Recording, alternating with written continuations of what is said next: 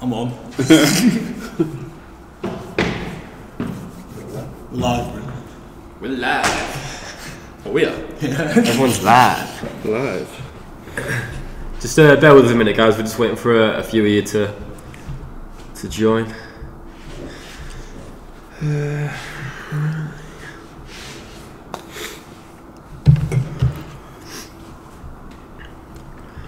that my arm? Just turn the sound on, Bryn, on the stream just to make sure that it's all working as intended. Just turn the sound. Yeah, it is. Yeah? Yeah. We're all good. How's the sound? How does it sound? Is it good? Loud. Yeah. We're good, yeah. I think we're all good.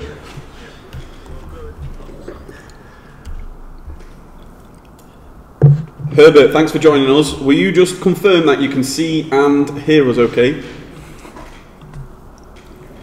turning the camera.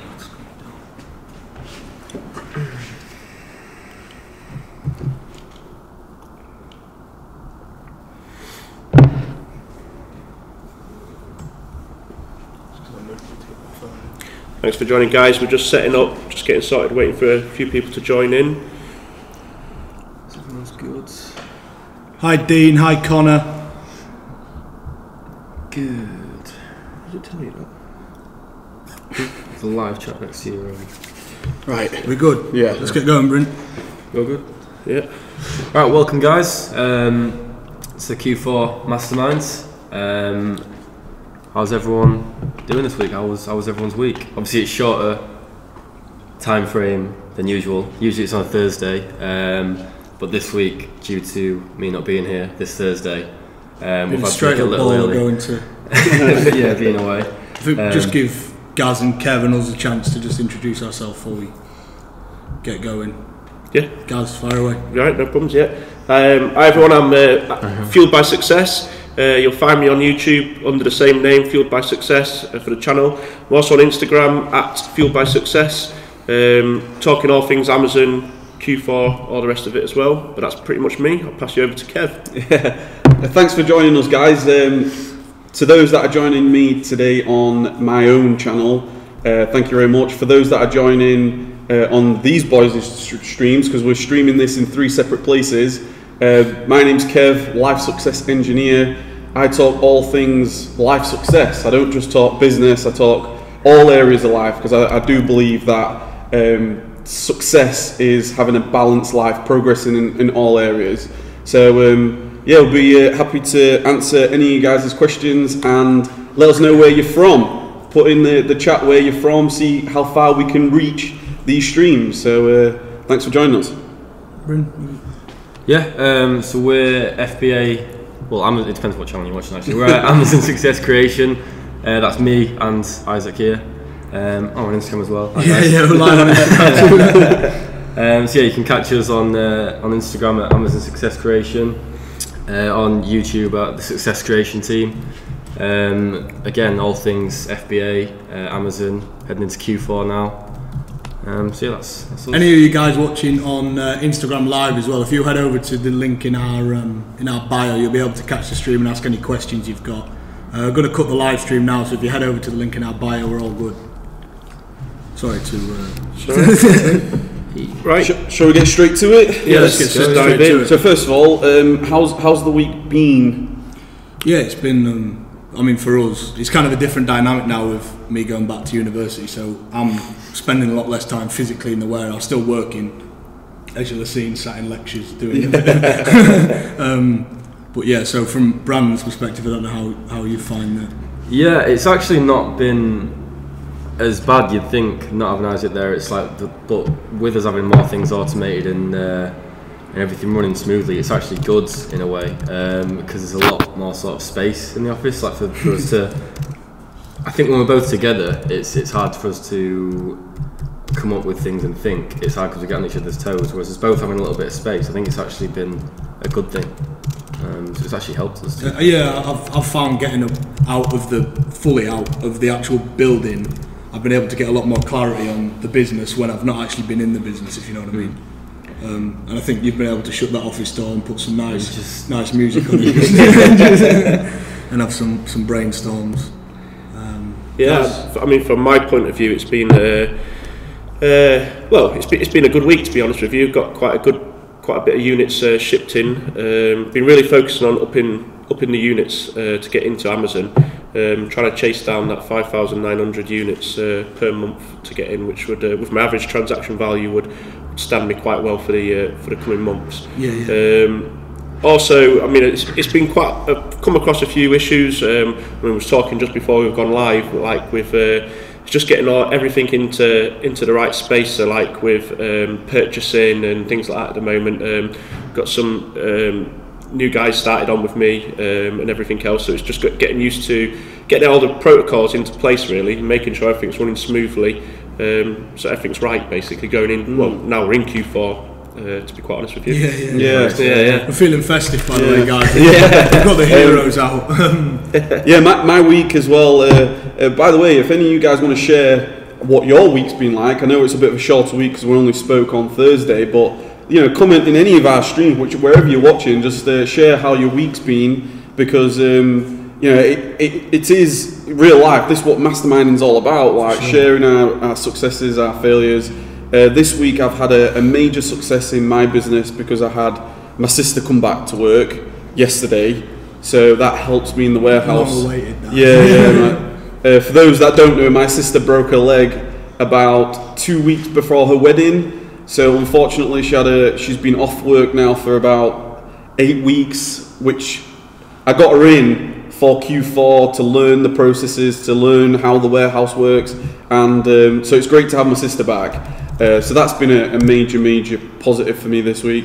Apart from that, we're just taking massive action. Obviously, it's we're now officially in Q4, which means that this is the first Q4 mastermind in Q4. Q4 mastermind. So I know I've got a number of questions that I've received that we can get straight into talking all things Amazon and all things Q4. Do you want to fire away with some of the first few questions you've got? Yeah, sure. I can. Up then, go for it. So one of the first questions I received from Anne, which was from direct email. So thank you very much, Anne. She says, I've had some inventory items where the buy box has plummeted to a point where if I match the price, I'd just break even.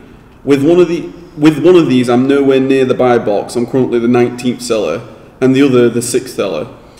What her question is, should I match the buy box and liquidate the stock now, or is there a chance for the volume of customers and purchases in Q4 it might get close up to the buy box in a few weeks' time? So what should she do? Should she try getting rid of the stock or hold? That's an interest. I think a lot of people will come across that a lot over Q4. For me, the first thing is just a pointer. We mentioned it in one of the other videos. On Black Friday last year, we still manually did all of our prices, and we was finding that on Black Friday, because of the volume of sales on Amazon, our prices was going up more than they was down, because of the fact that people had dropped the price and they'd sell out that fast. So depending on obviously the sales history of the product, I'd seriously consider holding your price and waiting. Or that being said, if that capital that's in those products is quite a chunk for you, then break even is not the worst thing that could happen. You could always get that money back and start again on something else, but it depends how much the capital means to you. But going forward, the sales and the traffic on Amazon is going to be a lot higher, so I think that you will sell them, but it's just a case of how quickly you want to do that and how much the capital means to you at the minute. It depends how much stock you've got, I guess, isn't it? If you've got 10 lines and 2 of them you're waiting on, then you'd say you need the money back. If you've got a lot of lines, then it's not as much of a problem. I'd wait. Because like you say, as you get further into Q4, more and more traffic, more sales, people selling out, and then you're okay. So exactly. It depends where you're at, really, I guess. I'm pretty much on the same wavelength. I think I've been thinking about that with some lines myself. We're coming into this Q4, but it's I don't think there's not a right way to answer that question, to be quite honest with you, as bad as it sounds. But it's from my point of view, I think like you boys have said, if you need that money to keep the churn going, then I'd probably say, you know, matching isn't that bad. But like you said, with Q4 coming, there is a few lines that I've been holding on to myself, and I think I'm going to hold out and see how Q4 turns around for me. But I think from experience, I probably would stick with you guys, and I'd probably hold on to them a little bit longer, because I think the closer we get to Q4, I think the price is going to change quite a bit. People sell out quite quickly. Or things start to churn a lot quicker, shall I say. So you might find that those prices will jump back up with the lower price sellers selling out. Yeah, and how I would answer your question is, first of all Amazon sellers were all on the same side. So there is no need to go racing down to the bottom. Like, hold your nerve. You don't have to, penny battle, because the only people that win, because we are sellers, we're on the same side. I'm not competing against you. I'm not competing against anybody that's watching this. I'm on your side. So the only people that actually win is Amazon when it races to the bottom, because we're going to pay Amazon their FBA fees. So how I would answer this question is absolutely hold. Obviously, if you are running out of capital and you want to reinvest that capital into a product that you have got the buy box, then of course, then that is the exception. But for me, I'm not too concerned about not having the buy box at this time, because we are only the first week of October. We are nowhere near the prime time of Q4, which is sort of the end of the Black Friday area. I would hold your price, see what it is again in a month's time, and you'll find that as these deals start to run out, as everybody's mentioned, the price is going to come back up anyway.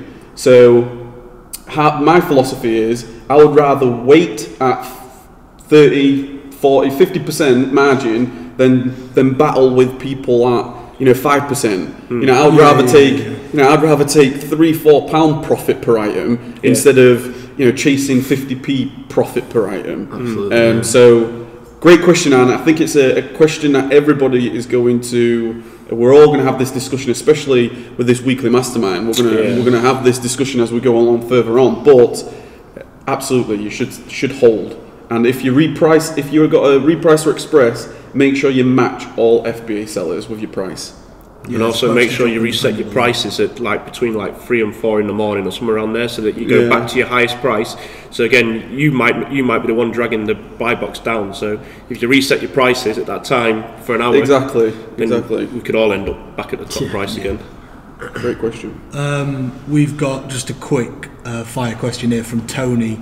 Do you sell individually or as part of a partnership? So me and Brandon are in business together, and then Gaz and Kev are both separate entities. But yeah, I mean that's just a quick fire question. Really. Yeah, I mean, well, for those people that don't really know the background stories, we just to quickly shoot you my background story. I started online arbitrage in 2015, June of 2015. I was an electrical engineer, and I very quickly realised that this was a fantastic opportunity, and I ended up quitting my job in December/January of that same year. So that's how I started, and I've never really looked back. It's just been taking massive action.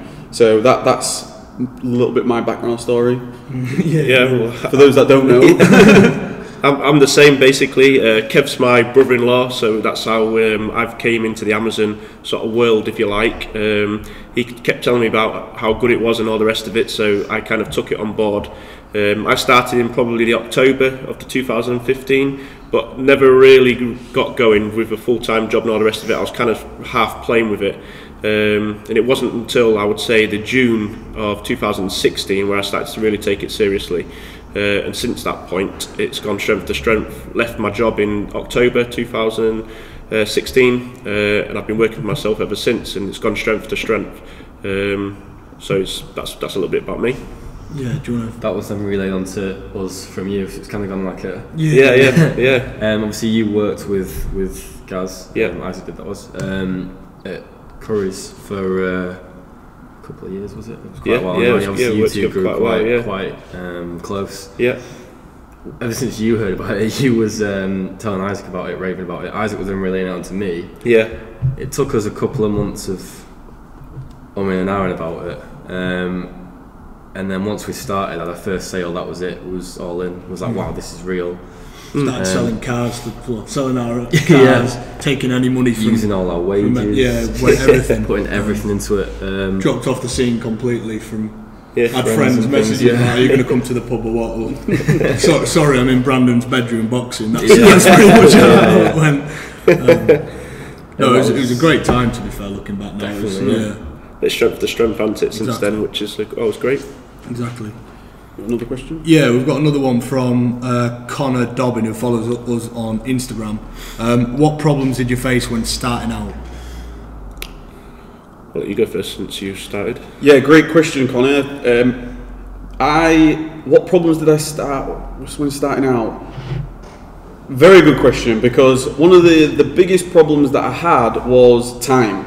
Because I was a full-time electrical engineer, I had the responsibility of part of my role. I was getting called out at night and things as well.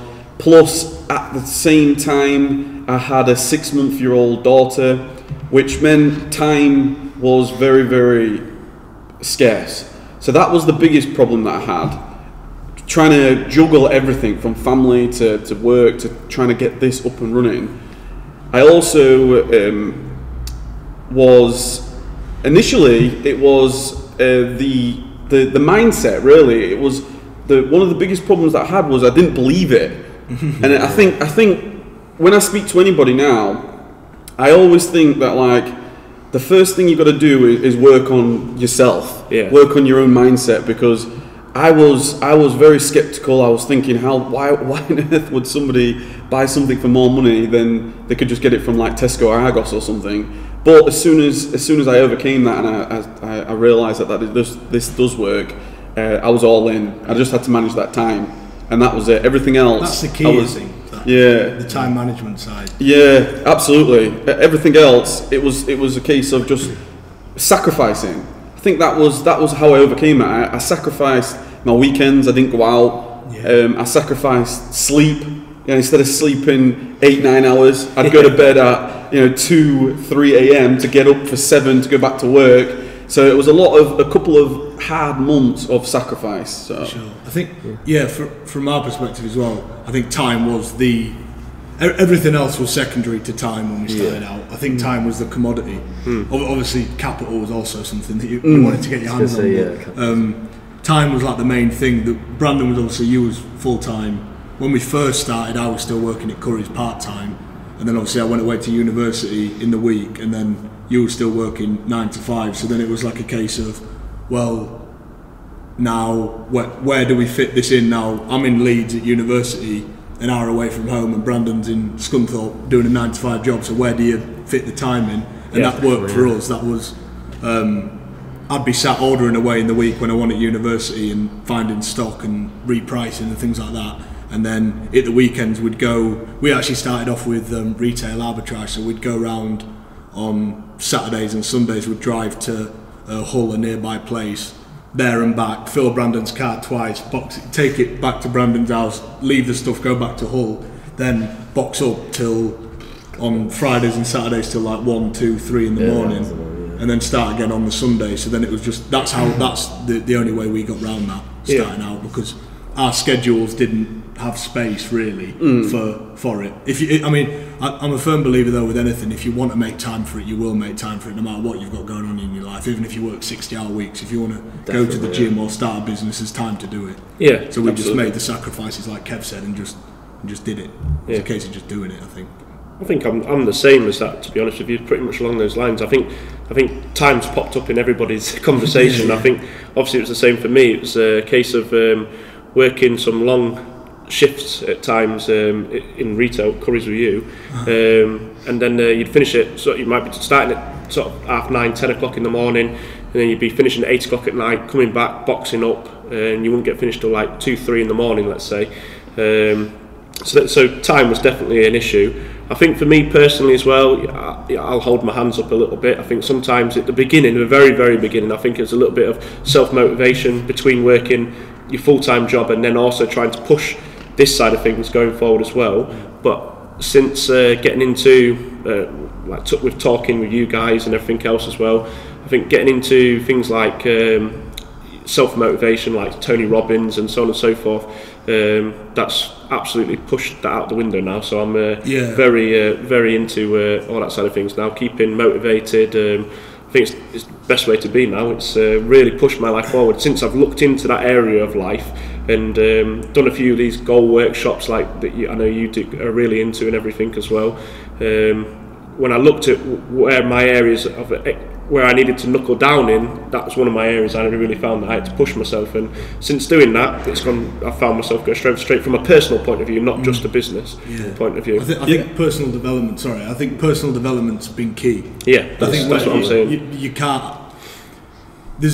I think there's levels to everything, and I'm not saying we're at any form of, do you know what I mean, 100% there or anything like that, but just having the motivation every day to just plug away and keep doing and have faith in the journey that you're on. Yeah, definitely. I think that's key, and without getting into personal development and things like that, I don't know how we'd have advanced. I don't know, but I'd say it's definitely been instrumental for us. Absolutely, I think personal development is really big, and just as you guys were talking, then I was thinking of the different stumbling blocks or bottlenecks that anybody will face in their business, and I think I got it down to maybe 4, because at any given time in your business, it don't matter whether you're just starting out or you've got a business with virtual assistants and employees. I think I've brought it down to 4 things. You're either going to have a bottleneck when it comes to time, so you're just trying to find more time to get more work done. You're going to have a bottleneck of money. You're going to have to try finding more capital to grow.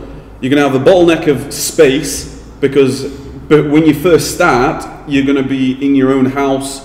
Potentially you're going to be in your living room. Every room of your house is going to be full. So they're 3 main bottlenecks that you're going to face, and you're going to have to overcome them at each level of your journey. And that's not to mention all the sort of I don't know how you would call it, the sort of issues you're going to find with unrestrictions of Amazons and trying to ungate yourself. So they're really your main 4. But if you first of all, if you sort out the mindset, and you're really committed, and you really think about the reasons why and the freedom, or whatever your reasons are, really, whatever drives you, I think it's just a case of experimenting with your own productivity. For sure. Yeah. Just trying different things. I think it's a big one. But like you say, I think the actual getting your mindset on what you're wanting from the situation, I think that's the one that underpins everything, I think. Yeah, absolutely. And don't be discouraged if you do find yourself in times of lack of motivation, because we're just human. Exactly. There's something that I always think it's like an experiment with yourself. If you experiment with yourself in terms of like, when do I feel more motivated than others, then you can really start to manipulate yourself, if you like. I'll give you a quick example. I used to want to be a morning person, so I tried to get up every morning, but that was like resistance. I couldn't get up. I wanted to get up at 5 a.m. I just couldn't get up. So instead I thought, you know what? Let's become a night owl instead. Can I stay up until 2, 3 o'clock in the morning to see if I could become more productive that way? And it turned out that I was more of a night person. So always experiment with yourself. Yeah, for sure. Just another quick fire one. Craig asked what size is the warehouse. I think it's 2,300 square feet or something like that. Something like that. Between 2,300 and 500. Yeah. That's just mine's 2,000. Happy days. Anybody else? Any questions coming through? Yeah, I've got some more. I've got some questions. I've got one live from Herbert. Thank you very much for joining us. Being Q4, how important is sales rank? Considering that sales will increase as we get closer to Christmas. So how important is sales rank coming towards Christmas? I use sales rank quite a lot to determine what I'm going to, particularly how many I'm going to buy of a certain item. One of my things that I ask my purchaser or my reviewer to look at is the sales rank. I think if you're asking the question in how important is it, can you go like further into the hundreds rankings, then I think you can allow, for instance, in toys, I don't go over 100,000 ranking, generally speaking, to purchase. But towards this time of year, I might venture into there to maybe up to 150, somewhere around there. But I will use the sales ranking and how many times it's sold to determine then how many times, how many times to buy that item, or how much of that item should I buy. I'll get it out in a minute. So for me, I use it quite a lot. It's a very important tool to determine how many to buy and how well it's going to sell at this time of the year.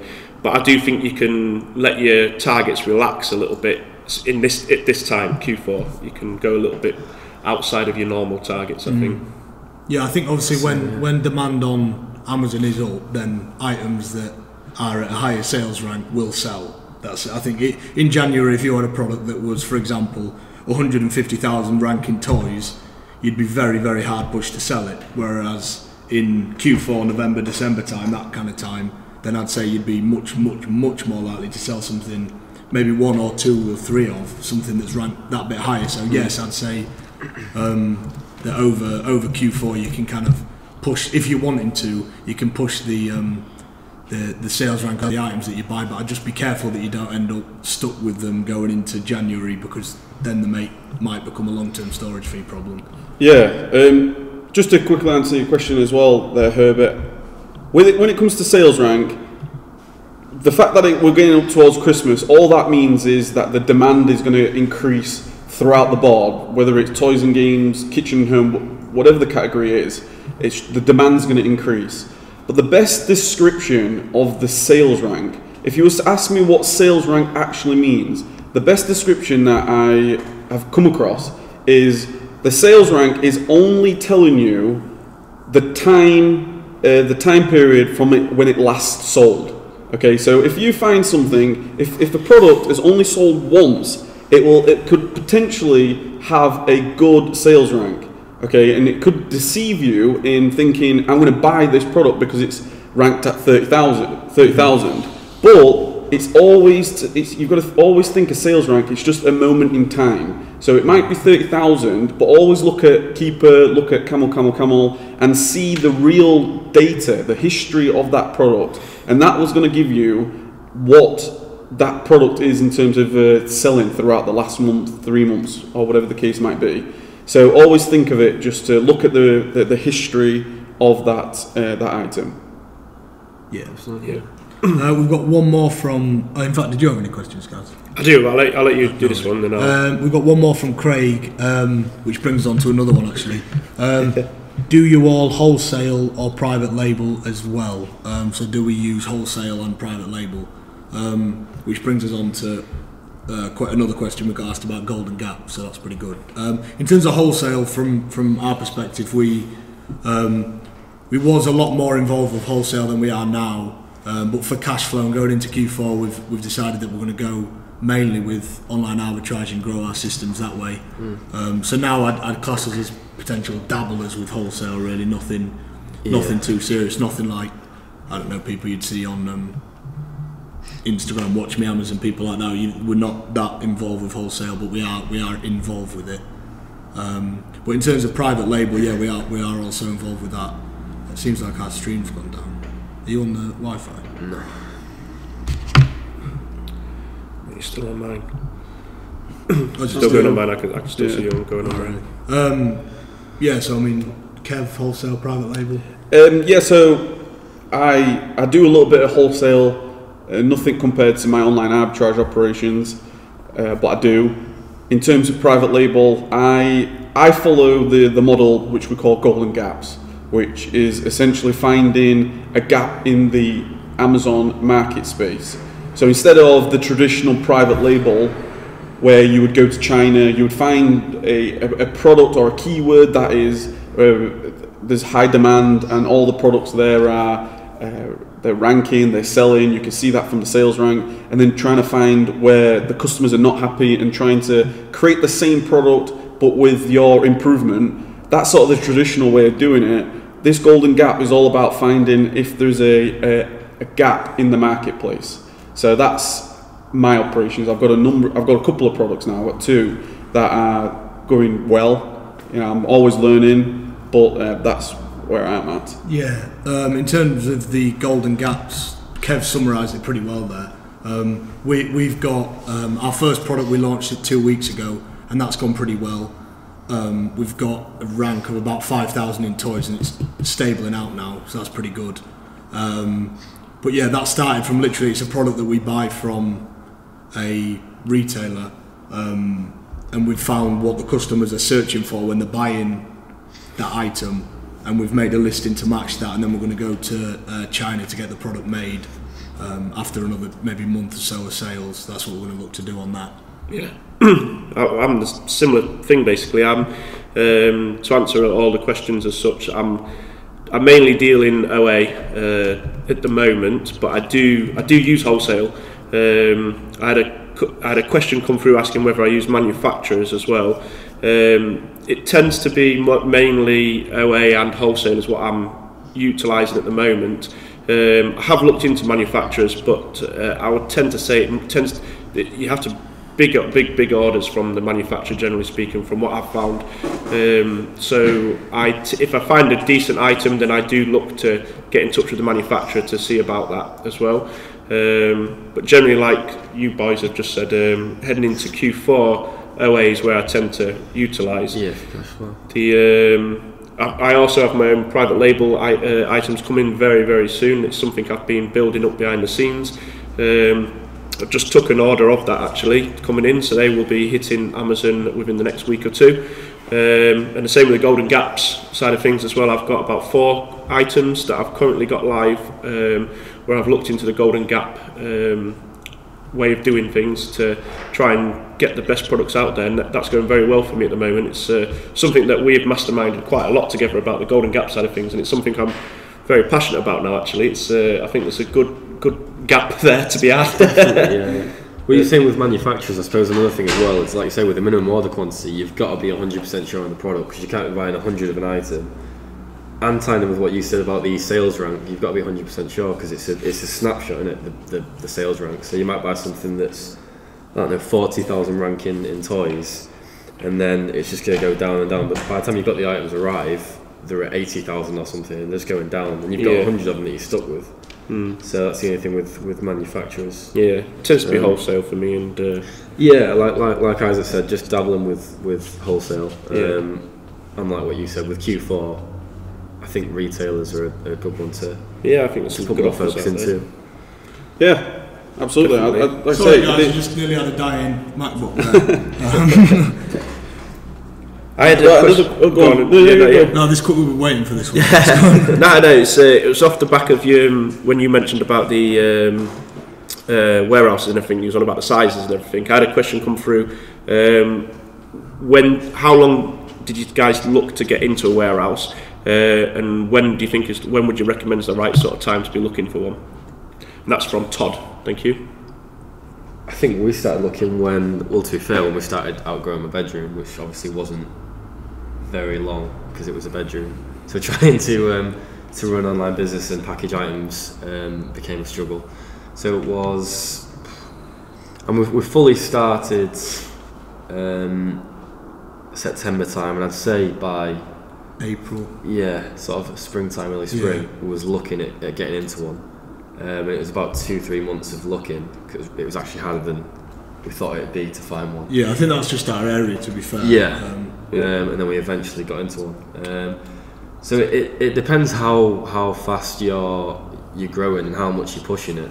I'd say don't rush it. No, because you don't want to your costs don't want to get ahead of yourself. However, if you're feeling as though that's a bottleneck in your business, how many units you can send then, and how much time you're spending prepping yourself, because for us going hand in hand was leaving Brandon's house and getting an employee. That went hand in hand when we got in the warehouse. Definitely, yeah. So to make sure that you can actually get the most out of your business and that you don't start going backwards, then I'd time it right, but I think you'll know when the time comes when it's the right time. Yeah, I think there's, first and foremost, it's all about making sure that you can afford it, because obviously it's going to be one of your biggest expenses every month. I would also then go back to the bottleneck sort of question, the sort of difficult challenges, space is a big one, because I remember going back to, it basically took me about 11 months. I started in the June, and then it was about the May the following year, I actually moved into my warehouse. And it's one of those things, you've got to make sure that first of all, you've got enough products coming to you every day, so you're getting yourself into that cycle. And also, when you're in your house, it can be quite deceiving on how busy you really are. Because it's a smaller space, you can feel that as though you are doing really well, and you are. I'm not at all suggesting that the people that are in the house are not doing well, but there's that sort of element of, as soon as you then go into a warehouse, you've got a bigger space, you've got a bigger void to fill. You can take what maybe fills your living room, you can put it into a warehouse, and it really doesn't feel that busy. Because I remember when I first moved into my warehouse, we literally we were prepping in one corner of the warehouse. Everything else was completely empty, and that was literally off the back of thinking that I was really, really busy at home. Yeah, at this point I'd already had like a part-time employee who was working like 4 hours a day, and we were thinking, wow, we're so busy at home. We get to the warehouse and it was like, well, can't fill the warehouse. So it's one of those things, you've got to judge it with your finances, you've got to judge it on, are you in that cycle of getting your products in and out every day? Because at the end of the day, you want to get your products to Amazon, that's where they're going to sell. So always sort of challenge yourself to get your product in and out every day. And then you can prolong that transition into a warehouse, because obviously it's the longer you can leave it, the more money you're going to save. So that's... Yeah, I think that's... Well, and to answer the question from my side of things, I'm still working from the house, to be quite honest with you.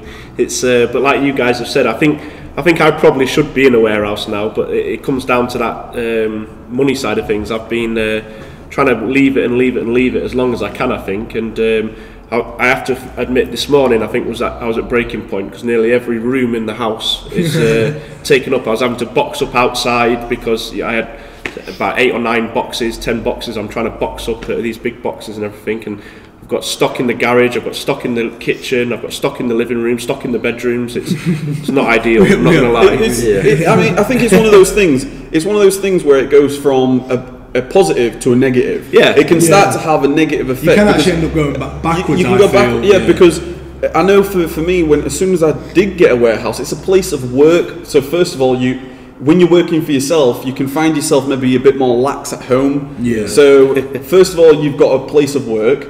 Then your employees, if you're going to start getting people in the warehouse to a part of your team to help you grow your business, they've got a place of work to go to. And then it allows you as the business owner as well to have some days off and leave the warehouse, let the guys do the work, manage the warehouse for you. So it's one of those things. It's one of those things that I don't think there's any right or wrong answer. I think everybody's time is going to be different. When it's right for you. It's the money into it at the end of the day. I think for me, like you've said, it's the initial outlay of that money. I mean, I have an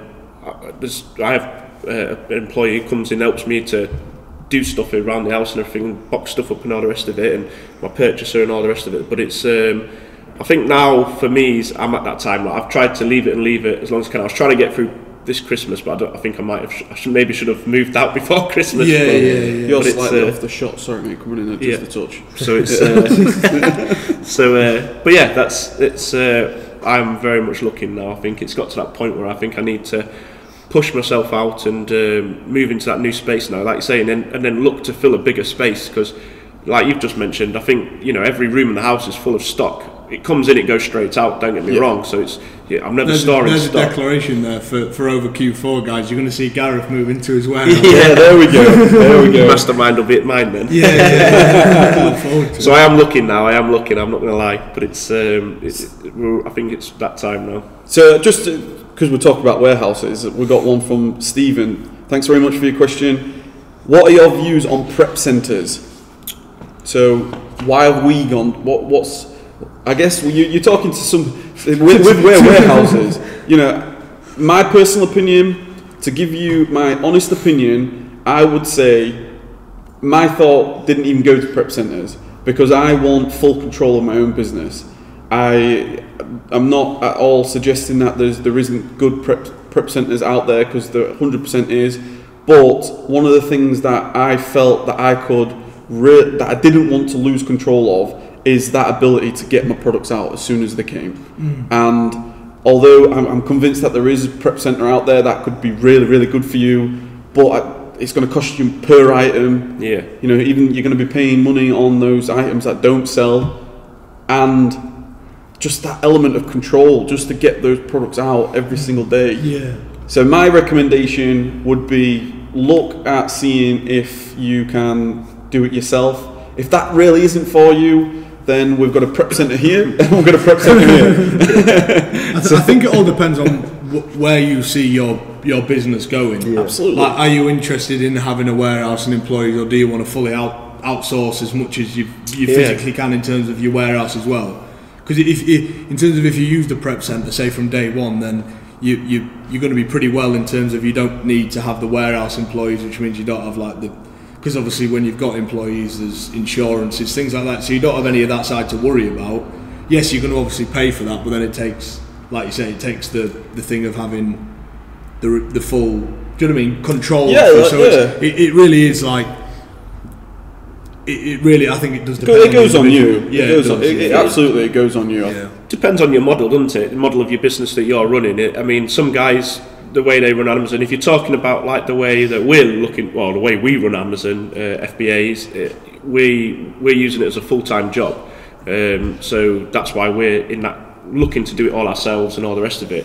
I suppose if you were, working a full-time job and it's something, it's a bit more of a side money or something like that, then a prep centre can be brilliant for you, because it's time. You get time already. Yeah, I think that's the main thing with the prep centre. Yeah. I think if you want to put in the time and get to the point where you've got your own warehouse and things like that, then it's going to be a stepping stone to get you there. Exactly. I think there's so many circumstances and variables. Absolutely, I agree, and like we run a prep centre. Exactly. And I have prep centre clients, and I absolutely want to achieve the same targets I have in my own business for them, but I still say my personal recommendation is try doing it yourself, because you've got full control. Of course, that's it. Fair enough. Definitely.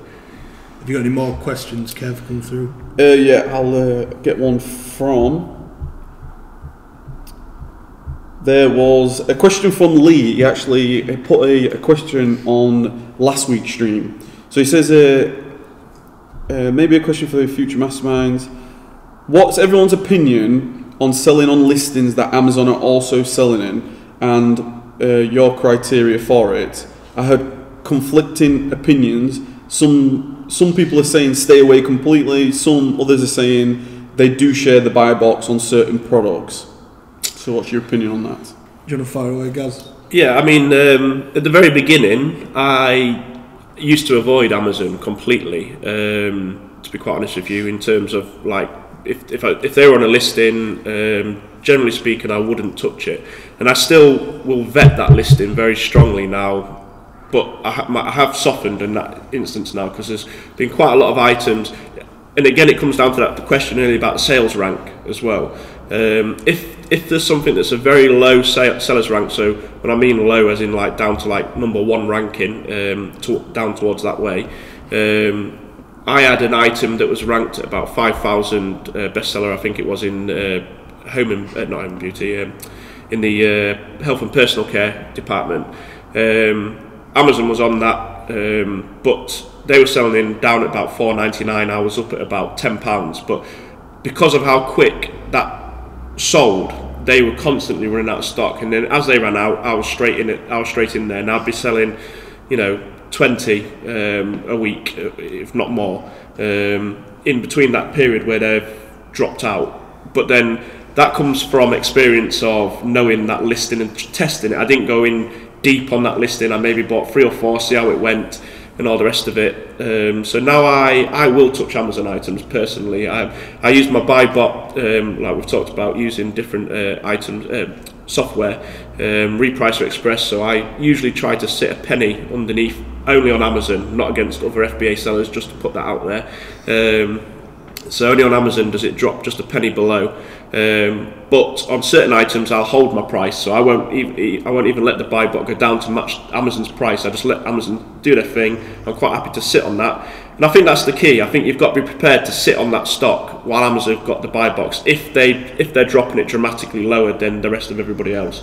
If they're sitting in and around you, I think from my experience, and it's only my experience, then I've found that I tend to sell items quite well still, even with Amazon on the buy box. Yeah.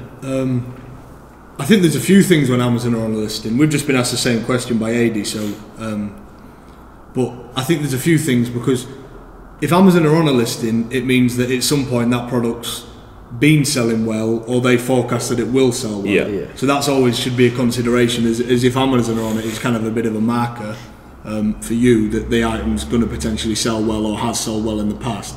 However, what I'd say is check the price history, because if you're seeing the price at that one moment, that price could have just gone up 20-30%. Yeah. So if you check your price history and Amazon have been selling it at a price that you can't afford, then don't buy it. It's as simple as that, to be honest. Don't buy it, because it could go down. If they see another seller on the listing, they might drop it back down to that place. However, if they've been, the lowest price that Amazon have been on it is a price that you can afford to sell the item at and still make a decent ROI, then I don't see why not. They do share the buy box on the majority of listings. I think the only listings that they've ever been really aggressive and not letting anybody have the buy box is when we've sold items that have been ranked like between 1 and say 500 in a category. Ridiculous, and then we've found that Amazon just sometimes, quite often, don't share the buy box unless you've got a really decent amount of stock. Yeah, great question, Lee. Thanks very much for submitting that. My answer is I am very, very strict on the criteria that I've set my team on what is a winning product and what is a losing product.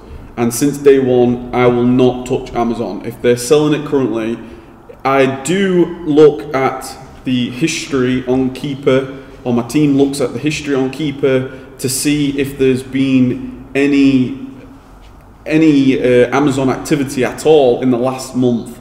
So that's just I'm not saying I'm right, I'm not saying I'm wrong. I do think that, yes, of course, there's going to be scenarios. You always see them. You see all these really fast-selling products that Amazon are in stock, out of stock, in stock. You see that all the time. So absolutely, there's an opportunity to capitalize. I can see from that side of things as well. But my opinion, I wanted to set a very strict criteria, because I don't source, I don't review, and I don't purchase. I've got virtual assistants to do all that. If I began to make that any cloud in there, if I started to say to my purchaser, well, if Amazon have only sold it maybe a few days and not other days, then you could purchase it. Then that, to me, I don't like that cloudiness, because then we could start. I just want a blanket rule. Yes, this, no, that. Yes, this, no, that. And then you'll find, touch wood, so far I've found that my business has grown successfully over the time without me, being involved in operations. So that's I will add on to that, just to be clear as well. Item, like you've just mentioned there, the way in which I do that is my purchaser doesn't just buy it. Yeah, absolutely. So what would happen is I have what's called a watch list. So my purchaser will highlight it, say this looks like a decent item, or reviewer should I say, this looks like a decent item, Amazon are on it, so anything that Amazon on, he highlights on my spreadsheets, and that's passed on to either my purchaser or to me to vet. And usually my purchaser will pass that to me and just say, can you just have a quick look at this? What do you think? That's great. I mean, that's where potentially I've got room to grow myself. Yeah, I could potentially do that myself. I could say, if any we should be purchasing but Amazon are on, could you cast your eye over it? I think it's really each to the individual. The only way we do it is if the price history's been at a point we can sell at. If at any point that's our yes and no. Do you know what I mean? Yeah. If at any point the price history within the last 3 months and Amazon have been on it, selling it at a price that we can't afford, then straight away, even if it's selling for a price we'd make 400% ROI on, we just don't bother. You just the thing that's important is to not get lumped with stock that you've got no chance of selling. That's the problem. That's the problem, and that's the issue with Amazon being on a listing. So like newbies, or people that are new to Amazon, I wouldn't recommend I'd it stay to away anybody from new, it. yeah. Just stay away. There's, Yeah, there's plenty of There's plenty opportunity of away. other winners out there. Yeah. Because on the other side of that, you're going to find, if you looked at your stock now, you're going to find that Amazon comes on, there could be no recollection of Amazon at all, and then they come on, and then they could be on that product for literally months upon months upon months. So it's one of those things. This is a difficult I think one. they'll come on to when they think the price is getting too high, because that's all they want. Amazon don't want to be in the buy box all the time. They don't need to, because they make enough money off of fees off of FBA sellers. Yeah, I agree. So as long as the price is competitive, that's all they want. They want a competitive price. Marketplace, Like an ideal marketplace for a customer. Just to bring that price back I down the don't line think again. Exactly. They're bothered about the end game image, aren't they? So Yeah, they they're don't not want like, it to oh, we be- need to sell more than them and them. They don't care. Yeah, they're making. yeah, They've got. They're way more long-sighted than that. Oh, They don't absolutely. care about- I mean, Kindle's just an example of that, isn't it? Yeah, there's so many things that okay, they might be on the top 1,000 listings and they probably have got brand agreements to sell just those items. Yeah. But if you're on a listing at 50,000, they've not come on the listing to, like you've just said, they've not come on the listing to make a quick few quid with 50. With They've 50 come to bring the items. price They've down. come to bring the price down to make Amazon a better place for customers. Yeah, exactly. This is it. I've had a quick question through just to answer. I think we have touched on this once before, but I think it's you get asked it, so let's bring it back up again. It's a little bit around the software that we use. I have a gentleman called Mark W. Thanks for the message. It's just asking, who do you tend to use more? Do you tend to use Keeper, or do you tend to use Camel, or is there anything else that you'd recommend that when you were searching? So when you're starting out, who's the best ones to utilise to check your sellers rank, your sales, and all the rest of it? And is there any plugins and things like that you can recommend? Is what he's put. Thanks for the message. Yeah, I'll let you fire away. Yeah, all right. So yeah, I tend to use Camel for sales rank, Keeper for price. I also, in terms of plugins, there's a lot of good plugins. Keeper, there's a plugin. There's the Keeper graph will be on the Amazon listing itself. There is a Camel plugin as well, which will take you. Because for me, plugins are just time savers. So just explain what they are, just in case anyone doesn't know what so they a plugin, if you're using a web browser, try to use Google Chrome instead of like Safari or Internet Explorer. I'm convinced that they all have plugins as well, but me personally, I use Google Chrome, and on there you can have plugins such as Keeper, which basically what happens is that Google Chrome uses that for whatever the application is. So Keeper, it will put the Keeper graph on your Amazon listing. It won't be there for customers, but it's there for you if you install that plugin. I also use a plugin called Amazon DS Quick View, which if you're searching in the search bar, it will give you your sales rank, how many FBA sellers and everything are on each of those listings.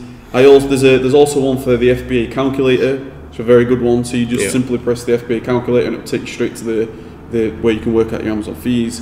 And there's depending on what your application is, there's a number of plugins. And things that you can use. I second what Kev said there. Yeah, we all tend to use the same plugins as each other, to be quite honest with you. So like Kev mentioned, I tend to utilise Camel quite a lot, particularly for this, how many times it's sold, like seller's rank, how many times it's sold within the last sort of month. And I tend to only put it down to the last month is what I'm looking at. I tend to target at least 4 times a month as a minimum in terms of its selling. Keep it the same, so utilise those plugins. They're definitely the way forward. Make it a lot easier when you're checking stuff up on the Amazon.co.uk website or Amazon.com, whichever you're using. But I think we all tend to use the same. There's another one that was absolutely a time saver for me, and it's called right-click search. So what you can do, I believe it's right-click search.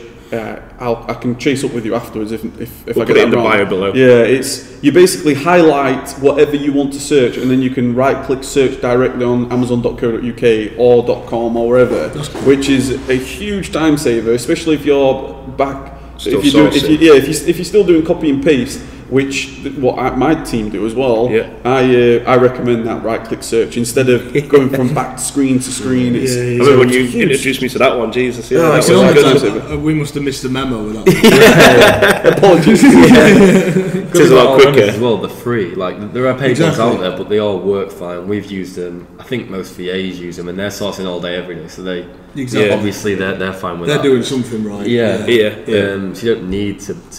Yeah, there's a lot of pay paid for ones it. out there, isn't there? But I think the key is to just. I think it's easy when you're starting to focus on what can I buy to help me and what can I spend money on to do this, because it is easy to do. I think we've all probably done it. Yeah. £400 cloud software that we didn't use. That was a good one. But yeah, I think the key is to just get started using the main ones: Camel, Keeper, and all the ones. Absolutely, yeah. Keep costs down at the start. Yeah, for sure. Great question, thank you. Yeah, superb question. Any more?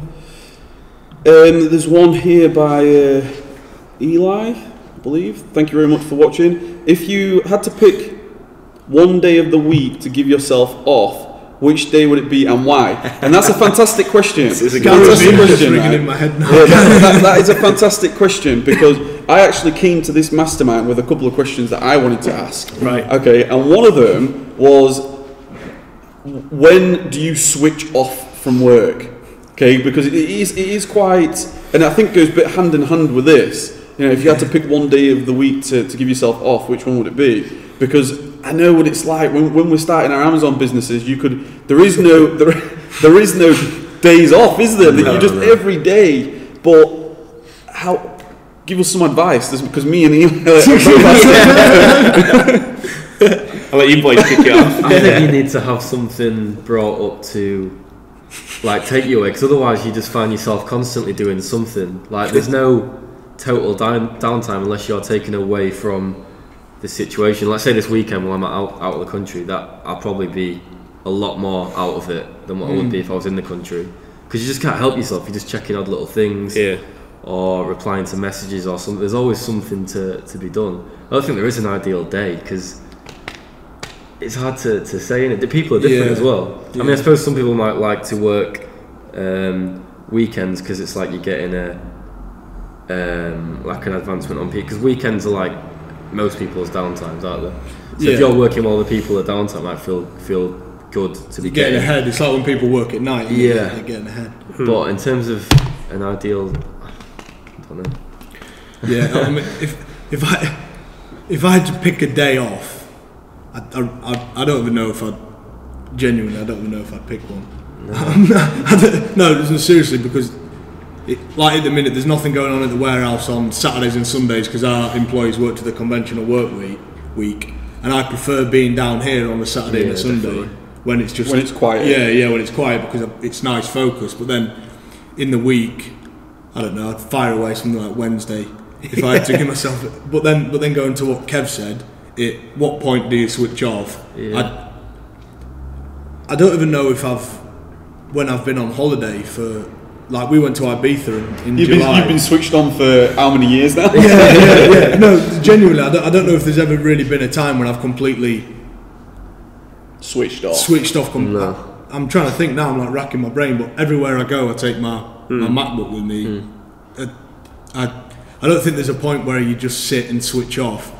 And to be fair, at the minute, I'm liking the way it is. I mean, work-life balance, I think, is an important thing, and it is something I'm trying to work on, making more time for things like family, girlfriends, friends, things like that. I'm making time for that, but I find it very, very, very, very, very hard to just completely, even for a night, even for an evening, to just turn off from business. Don't go on my laptop, don't go on anything. I find it quite hard to do.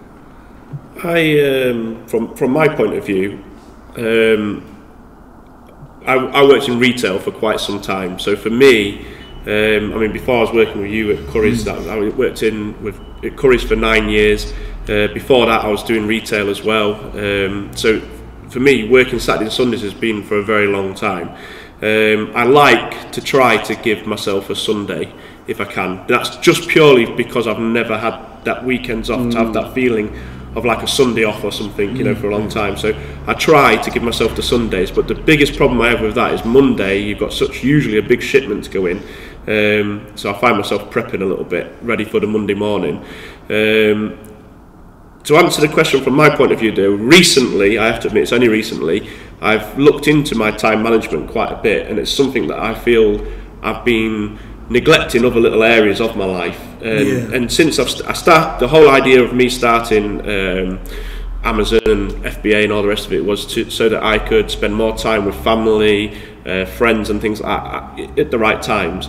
So for me, I've looked into, it was a little bit like what down to what you were doing, that goal workshop and everything, and I found that, like you boys have just said, I was switched on all the time, like always looking, and because like I mentioned earlier, I still run the business from the house. I suppose it's always a little bit there, so you can dip in and dip out at different times.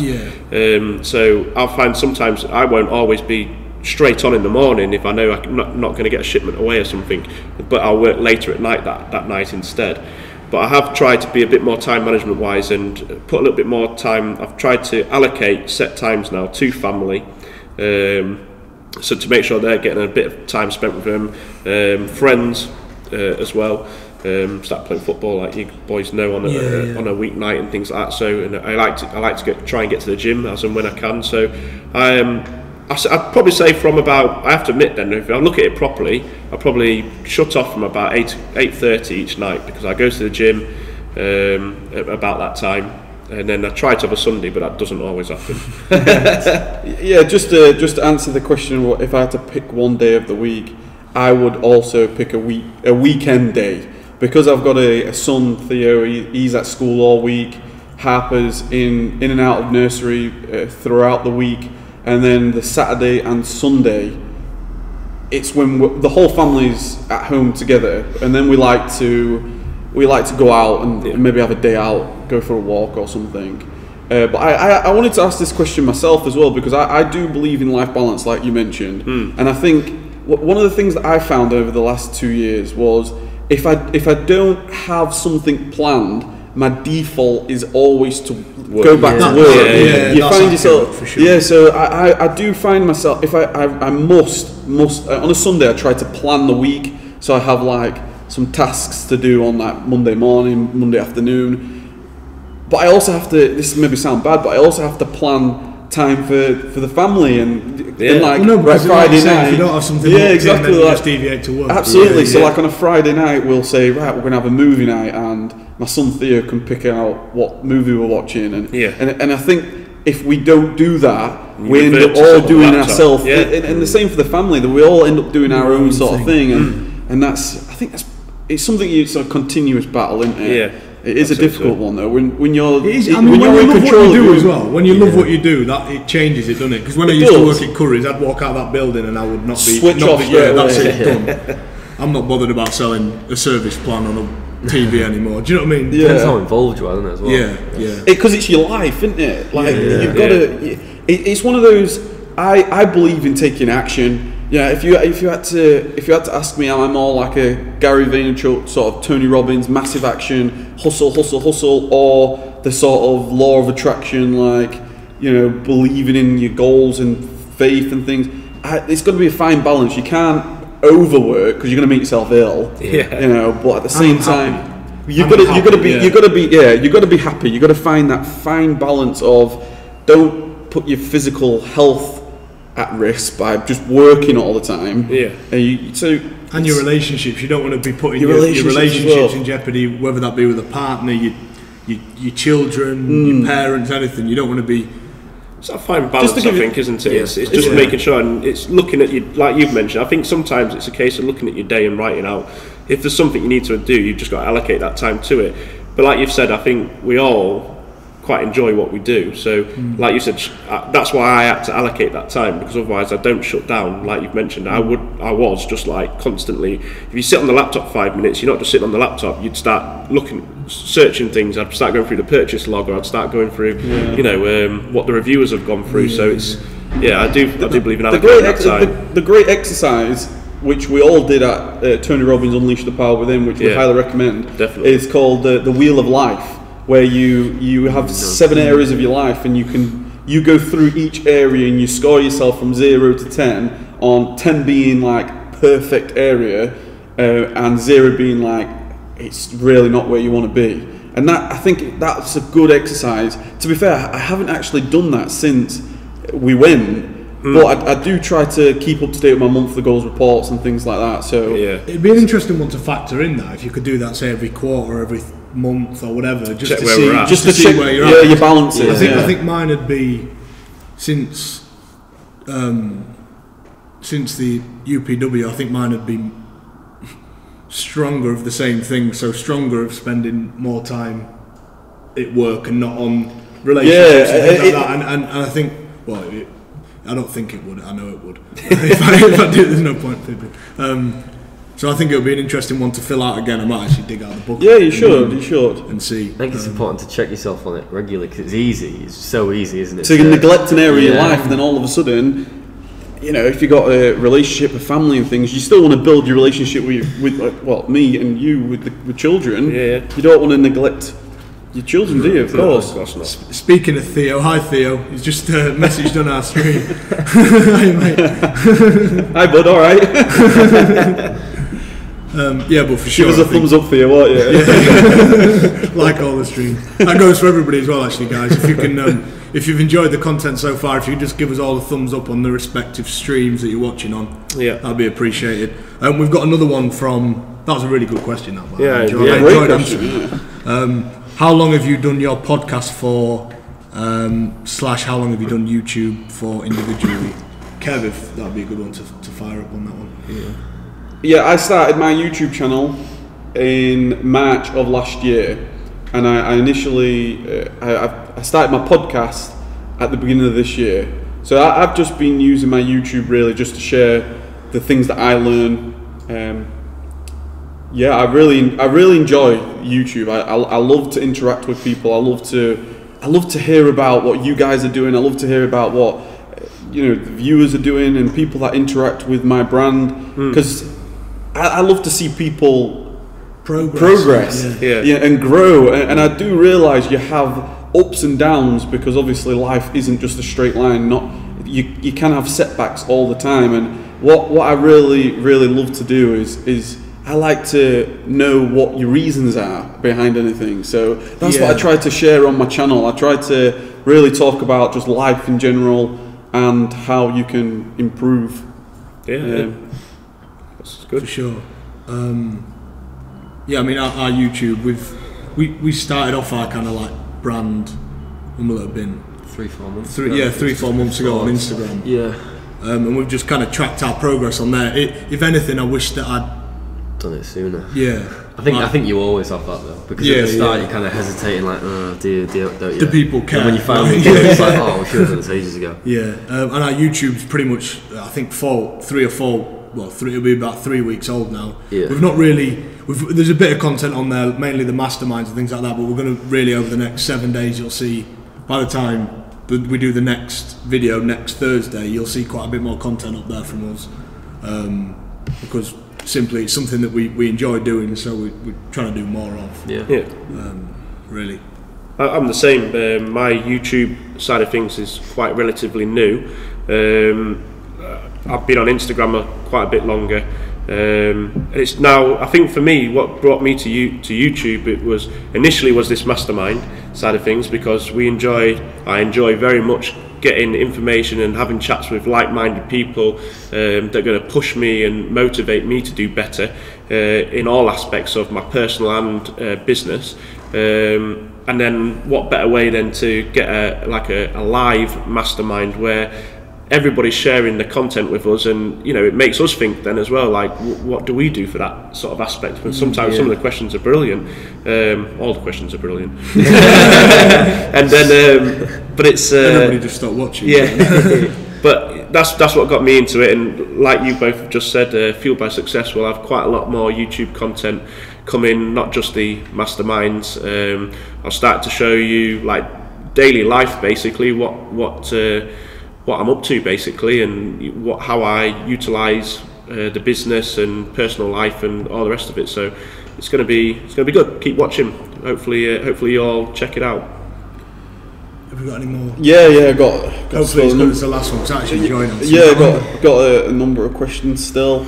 Another one from Lee, which was a part of the other question. Another question is, do you have a blanket percentage, for example, like a 30% or 35% increase in sale price when selling in Europe to cover the fees?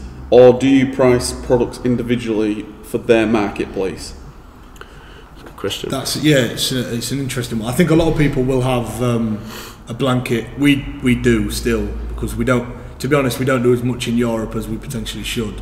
We've not linked our repricing software up with Europe yet, so obviously we're not going to be as competitive in those markets.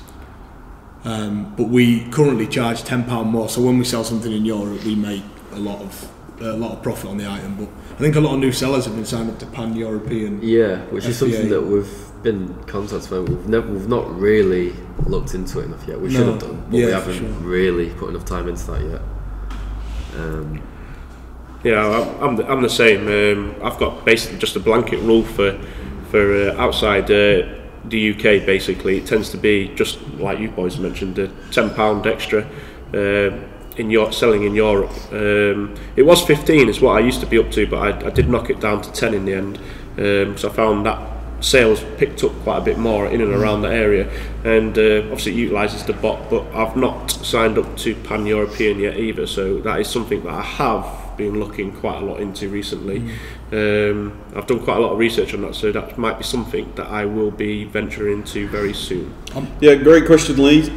I think at the beginning you do want to have sort of a blanket rule, like percentage or a fixed fee, whichever one you sort of think. I think a fixed fee is probably better, because you know when you make a sale you're going to make profit. The Amazon fees are always related to a percentage, aren't they? Absolutely, yeah. So once you do start to grow your business and you start to get some of your time back and grow your virtual assistants and things, what we did is we have linked each country to Repricer Express, so then each country is auto repriced individually, and then we work out what our minimum is for each of those products in the different countries as well. So obviously that is time, that is resource, but as your team grows you can then start to allocate time to that, and that's something that I didn't do initially at all, because I think right at the beginning, or even when you're just sort of growing as well, you can make more money just by ramping up here and not really focusing. I think it's a little bit more of an advanced, but absolutely, if you've got Repricer Express, link each individual channel and then work out what your minimum is, and then Repricer Express will manage. Repricer Express is great, even if you're in the US. If you're in the US, Repricer Express will also link your Canada and Mexico as well. So it's something for you just to investigate, and if you do want to find that little bit of extra growth, of course, then that's an area that you can look at, Lee. Good question. For sure. Got another question? Unless you we've got no more on our stream at the minute. A great question from Atelia. I apologise if I got your name wrong there. Great guy. I've spoken to him back and forth, and he's grown his online arbitrage business only the last few months, and he's taking massive action, which is great. But he sent me a direct email saying, with Repricer Express, have you tried and tested the increase price if buy box winner? So with Repricer Express you have a couple of options. You've got a section of scenarios, don't you? You've got a section for scenarios. So for example, what do you want Repricer Express to do if you've got the buy box? There's one, do nothing. There's another, just like sort of, you can increase your price, and I believe that's it. Is there a third? While you're in the buy box, I think that's it. Yeah. That's There's two options. Do you hold your price, so you're just in the buy box, or do you start to increase your price again? Because if you imagine if you're the only seller, you would technically in that scenario you'd want to start increasing your price because you're going to make more money. So have you guys tried and tested this? We never have. My only thought on it would be, when increasing the price, obviously the price is a dependent factor on whether the customer buys the item. So you'd need to fine tune that percentage so that it wasn't too drastic, and that you maybe made another, say, 10% on the item, as opposed to, because if you went from say £10 to £20, I'm pretty sure you may sell a few, but on balance you sell less Do you know what I mean, of the item. As well, at say £10, say if the RRP or something, or I don't know, the acceptable price when Amazon are sort of doing do we need to go on something to make it yeah, you might pop your head above the and then they might be selling it cheaper than what you were originally selling it at, so you could end up shooting yourself in the foot. Yeah. At £10 you put your price up to 20, they come on at £6 and you're like, oh well, yeah. now I haven't got the buy box at all, so it's kind of like you say, getting the right balance and trying to, we haven't really looked into it now just because of that. Have you looked into it? No, it's I've looked into it slightly, but I've not actually acted upon it. I've always, my mindset is that if I've set a minimum and a maximum and I'm within that minimum maximum, I'm quite happy for it to sell at that. I did look at it, but my worry would be, and I haven't looked into it properly, so it's my only concern would be if it does start to raise. I know after a certain point you could then start to lose the buy box. Yeah, like the buy box disappear off the list. So I was, I've never done it. Yeah, I tested it and it did exactly that. That's what I thought it would do. What happens, especially with online arbitrage, if you've got 5 sellers on it, if you've got 2 sellers on there and you're sharing the buy box, and then you were to increase, you end up losing the buy box, and then you're going to match the buy box again. And what I found, it does actually have a negative impact. It did with me. One of his questions, it was sort of a 1A, was if you have tried and tested it based on the test results, did you set it for increasing? Did it have a positive or negative? Yeah, I didn't. I put it back to just don't do anything. Just share the buy box.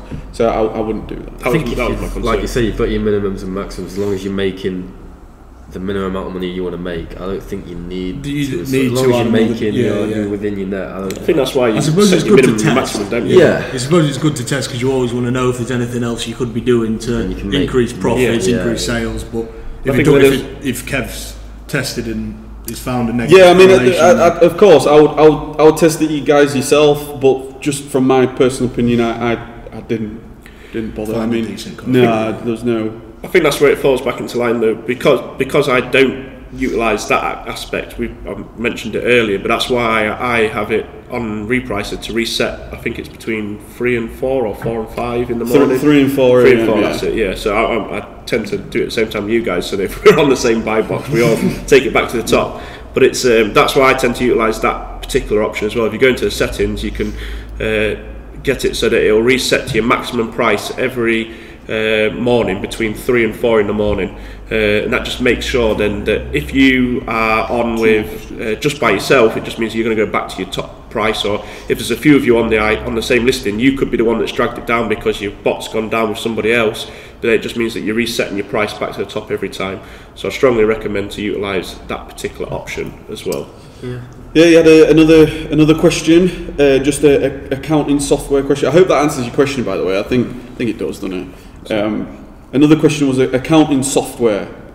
What do you have any accounting software? I know me and you both use Sage 1. Yeah. Do you guys use anything? Leave it all to the accountants. We're probably going to get an accounting bill more than.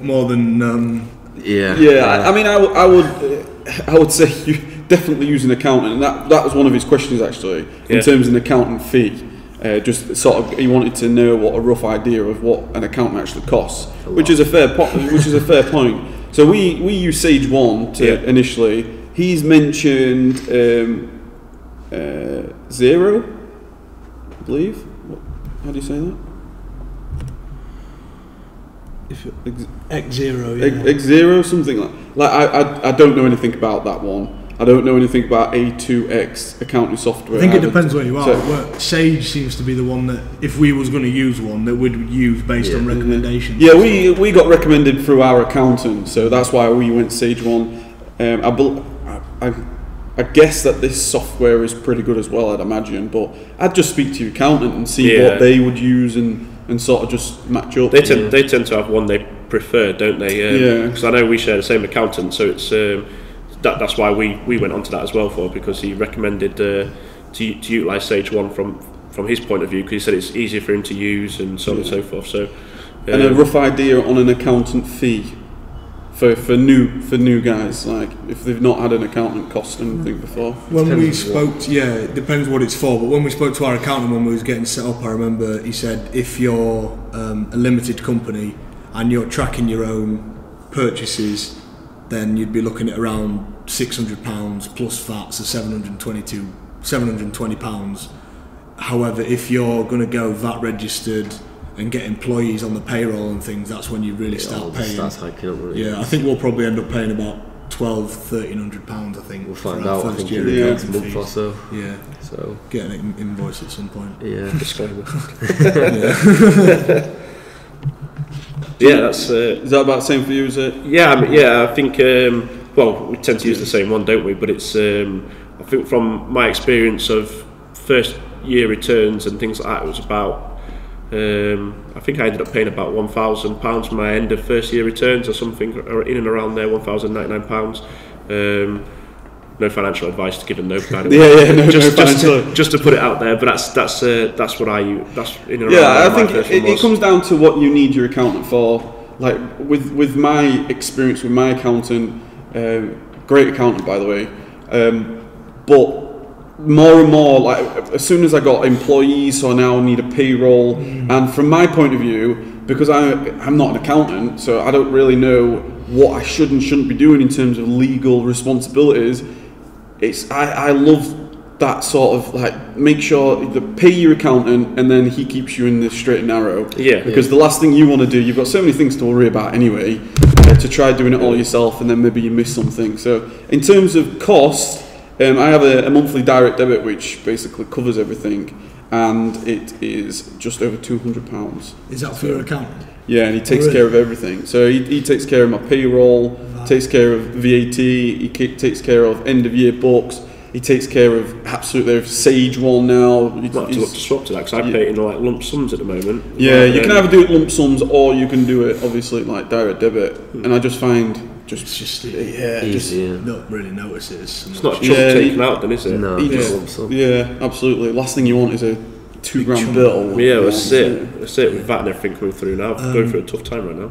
We've got a question. Is there areas you struggle with within what you're currently doing? The first part, from my perspective, I think there's always areas that everybody struggles with within everything, but the main one for me is stuff like the accounting side of it, purely because I'm so not interested in the filing of everything and all the admin work that goes with it, that whenever I do it, because I'm applying about 10% attention, it never really ends that well. So that's something that, to deal with that, we just kind of outsource it, and the accountant deals with the majority of it. Obviously we're going to pay for that, but if you've got an accountant that can deal with most areas of that side of something that you're not comfortable with and you don't want to you don't want to do yourself, then it's not. If you're going to pay somebody for something, it's a good thing to pay someone for it. Yeah, definitely. Anybody else? Any areas? Mine's the same really. It's I quite enjoy the aspects of the day-to-day business side of things. I don't think there's anything really that I didn't enjoy. I have to admit, at the very beginning, after a while, sourcing got a bit tedious. But I think it's mainly the accountant side of things for me, and it's the not knowing all the background to everything from that side of things. I think you need to do a course just to learn all that side of things, to be honest with you. So I think for me, that's why, again, I've outsourced straight to an accountant, because I wouldn't want to end up with a massive mistake coming at me. And he just keeps you in check. He knows, tells me what needs to be done, when it needs deadlines and things. Yeah, Well, when like things the need to way be paid. Yeah, you just like I think we'll probably speak to our accountant about that. The direct debit setup and just it's almost like paying for a software then, isn't it? Yeah, absolutely. I think I would vouch for that as well. I think another sort of challenge. What was the question? It was more. Is there areas you struggle at within what you're currently doing, and what are the areas that you are comfortable with?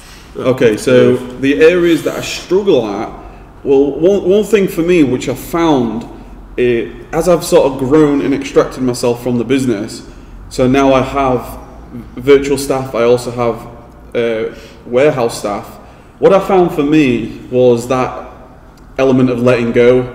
You've got to empower your team. You've put those people in place to do their job, and I see myself as like a technician. So I'm always like, we're doing this right, we're doing that right, and they're doing things right. It's just maybe that's just something that I have to overcome. Everybody does things differently. Yeah, absolutely. It's a hard one to get. Yeah. I agree. So I'm really trying to empower my team more, because I do realise that once you start growing to past a certain point in your business, you can't do everything yourself. Yeah. That's the reality of it. So that's one aspect. But what I tried to do, I tried to focus, and this is then a strength of mine, I believe. I tried to then put something in place in terms of a system. I've probably said this for about 4 weeks now, in terms of a system that allows me to see that it's okay. Do you know what I mean? Okay, so and that's where with that type of thing. that's where I come to key performance indicators and things, because I don't want to. Although I struggle to give empowerment, and I'm really trying to give them right direction and empowerment. But then I need some sort of figure, something to say, yes, it's going well. Okay, do you know what I mean? Just the reassurance, because at the end of the day, the buck falls with you guys, or you guys. If there's anything that goes wrong in your business, at the end of the day, it's your business. You're going to end up like losing money or whatever it might be. So that's what I would say. That one was asked by Kylie, by the way. Was it? Oh. So that was a good one. Yeah, so that was a good one. And I think she, Kylie, you would agree. There's just one more from Craig. He said that VAT returns currently cost him £500 plus VAT every quarter. That seems like an astronomical amount for VAT returns. I'm pretty sure you can pay Amazon £90 per quarter plus VAT. So I'd maybe have a look at that. Amazon VAT services, Craig, that might help quite a lot. Because I'm pretty sure they cost £400 for the year or something like that. And you know that it's Amazon. And it'll be done legit and straight, yeah. I don't know the ins and outs of £500 plus VAT every quarter, but it seems like that's quite a lot of money to me. Yeah. Yeah, I think you've just got to look round. I mean, I looked at different prices, different accountants. You just got to shop round. It's about value as well, isn't it? Like, yeah. You might pay one accountant a lot less, but if you get more for your money with one, then it's about a good business decision, not just what's cheap. I think all the time. So. Yeah. Have you got any more, Kev? How come this was from Ahmed? How can be successful if only working part-time? Sourcing is tough. How can you be successful if only working part-time? Sourcing is tough. Sorry if I got that question. I was laughing at you then. Yeah. How can be successful if only working? Yeah. So how can you find the items? Sourcing is hard, which I think we can all agree. Sourcing is hard. Yeah, definitely. So how can you be successful when the sourcing is tough? VA. Yeah, outsource. Yeah, delegate. I suppose that's at the very beginning. If the money's tighter, then it's. I'd recommend if you're watching earlier or just joined, I'd recommend the plugins definitely. I think that'll speed things up. The right click, Amazon, and the like Camel, all the rest of it, because you get into a bit of a rhythm then in terms of searching. And you tend to, when at the very very beginning, I would tend to pick a website, and I'd tend to start with that website and I'd troll through it a little bit, and I'd use the right click, go onto the Amazon site, check the Camel, all the rest of it. I know it's. There isn't an easy way to do it, unfortunately, but I would suggest that click and that copy and paste option is definitely the best. Yeah, I think to start with. If you're going to be doing it yourself, and for now, then maybe fully get in the trenches, get a whiteboard out, make a list of stores that you're going to source, and just tick them off when you've done them, and just source everything on that website. And if you do one site per night, one site per evening, and you get 5 sites done in a week, there'll be a considerable amount of stuff. When you are doing it, fully immerse yourself. Then turn the TV off. Just go. Yeah. Just get it done, type thing. I think that's how we've all done things to start with, because you need to put the time and the effort in. It is tricky. I agree with. I totally agree. It's everything that they've said, and just to add on that as well, surround yourself with motivating people. I know right at the beginning, I wouldn't have been able to do it without close friends. Obviously Kylie, if she's still watching, I wouldn't have been able to do it without her. And it's important to keep that motivation up, because I know you can go hours without finding anything, and it can be sort of demotivating. But if you do exactly what these boys have said, as well as surrounding yourself with a mastermind like this, you can all encourage each other and pull you might have a down day when one of your friends are having a great day, and it pulls you up. Yeah. Do you know what I mean? So For sure. I think at the very, I mean, it depends where you are within your business when you're asking this question, but it's for me also. I took a slightly different route at the very beginning to what you did. I know you started straight online, didn't you? And I went straight online. And I would tend to go out. I'd use the Amazon FBA app on my phone. I would go into the different stores, like bargain stores, all the rest of it, and I'd search things. So when you're doing your daily shop, just for whatever it may be, you know, your normal everyday weekly shop, go down the toys aisle in the supermarkets, go down to the you know, all the different bargain shops you've got out there, and just scan the item barcode, and it'll pretty much come up. It comes up telling you the price. It'll give you the FBA fee. You can put in the price of the item, and it'll tell you your profit. So that's how I started, and I found I don't do that anymore because it's quite time consuming as well, but I found that worked for me to get those extra items in just a little bit quicker. I still utilise some stores now where I know I've got some really good winners from. You can't get them from the online websites, but that's just another option, is all I'd say to you. Yeah. And I had just one final question from me, really, because I came to this one with two questions. I had two questions that I came with. I just wanted to ask which Amazon report, because Amazon, they've got so many different reports, haven't they? And I had a question from Harry saying, are we utilising the reports well enough? Because there's obviously so many different reports. And just out of curiosity, is there any reports that you guys are using that, and it's not your obvious report like an order report, you know, we all use an order report or inventory in stock. Is there any other reports that you've found that's like, wow, that's really useful?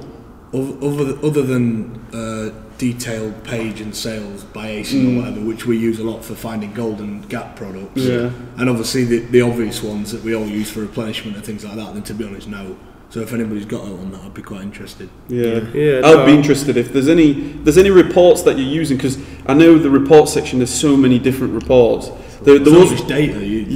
For hours. There was one really good report, which is the customer concessions.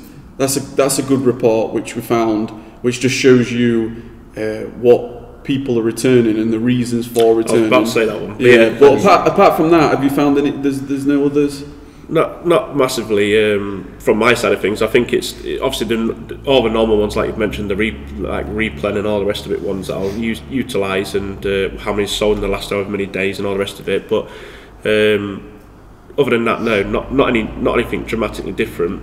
I did have a play around the other day with the inventory one, and added on a lot more of the because it comes as a standard. It's very basic inside your inventory, but I added all the little ticks on for extra bits, you know, so it tells you your seller's rank, what's due into stock, what's due out, all the rest of it. So if you've not had a play around with the inventory one, I'd recommend to put some of the extra little bits on, which I found them quite helpful, to be honest with you, especially because sometimes you've sent stock in, you know you've sent it in, but there's an actual list that will tell you exactly, you know, what's due in, what's actually in stock, what's been FC transferred. It gives you all the little extra lines. I know your spreadsheet ends up over here, but it's great. Yeah, it's good that I'm gonna writing that down.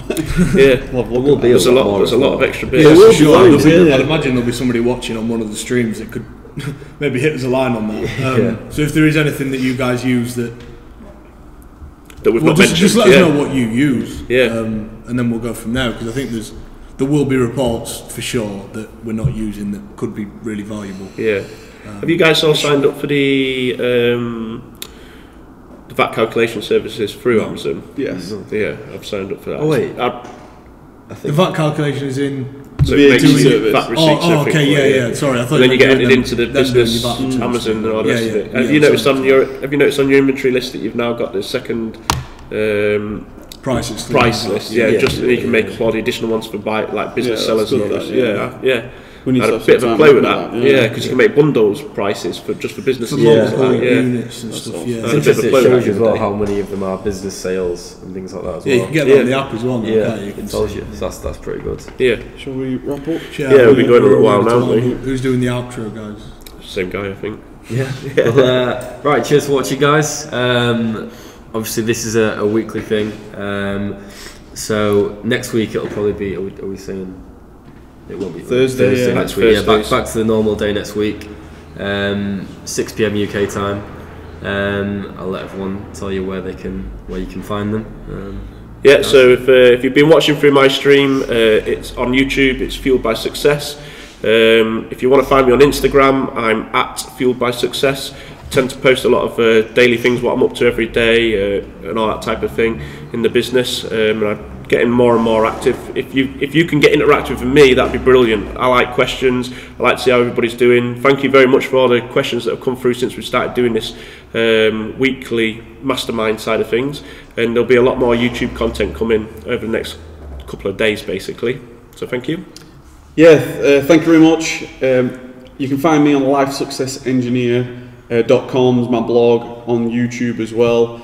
I'd really appreciate if you could give us all a thumbs up on our different screens and share with whoever you want. I mean, it's just a weekly mastermind that we all get together and just talk about our personal experiences and how we can grow together. So if you've got any questions, I thank you very much for anybody that sends us a question. We like to interact with you guys, engage with you guys, and hopefully provide as much value to you guys as possible so you can grow in your businesses. So if you're interested, maybe in the future, we're thinking about potentially setting up more of a, not just a live stream like this, but an in-person event, maybe in 2018. If you just go to lifesuccessengineer.com/events, you can sign up, and then you may be able to meet all four of us. Maybe next year we can get together and have a real big mastermind, like face to face, and that should be fun. A meal, talk around the table. Be great. It'd be nice to get some people in it on odd occasions, just for a bit more of a interview, just to join the live mastermind every now and then. So that might be something we can look to do going forward as well. If anybody's interested in that, let us know as well. You can find us, guys. We do quite a lot on Instagram every day. We post stories of our day-to-day, like business, life, whatever. That's it. Amazon Success Creation on Instagram, and our YouTube is the Success Creation Team. So you can hit us on that. That name will be changing soon, but for now it's the Success Creation Team. And again, on the video, guys, if you could like it, share it, subscribe to all of our channels, we really appreciate it. We put a lot into our content. Like I say, keep your questions coming. Yeah, for sure. So next week I think we'll all come with a few questions of our own that we've thought of, like you've done tonight, and we'll go from there. But thanks for watching, guys. Thank you very much, guys. Thank you. Have a great week. Bye now. Cheers.